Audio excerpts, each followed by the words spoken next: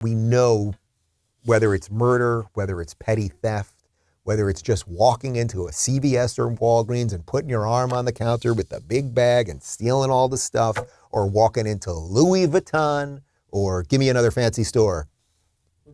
Bloomingdale's. Thank you, Michael. That people are just walking into stores and stealing shit, and people don't want to stop them.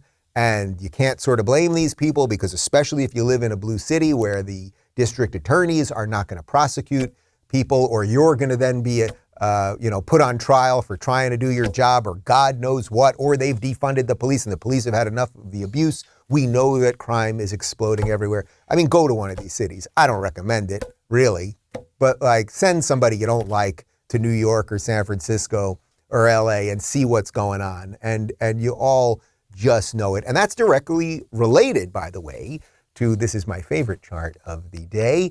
We've got some video here about the California exodus. And yes, I'm saying California, so I'm going to throw some money in the Escape Cali Fund, and we're going to give it to somebody at the end of the year who wants to get the hell out of California and move to Florida. But you can see this is the estimated number of people fleeing California and where they're going.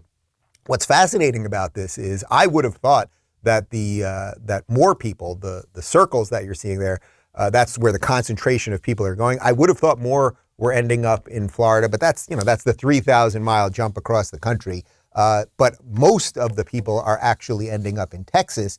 And of course, the question is, are you going to vote the right way, right? So if you're a guy like Joe Rogan, it's like, okay, you were a Bernie supporter up in California when you lived there. You got the 200 mil from Spotify. You realize you didn't want to pay all the taxes. Now you move to Texas. Okay, no state income tax. You're going to save a lot of dough. But are you going to make sure that you vote for Republicans? Not because you have to be a Republican, but you can't be a Democrat. And, this is where I always talk about the liberals. You can't rail against wokeism, rail against critical race theory, all of the big government programs that have destroyed the places you live.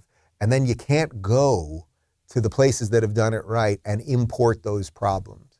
And if that's your plan, then you should stay in some of those places.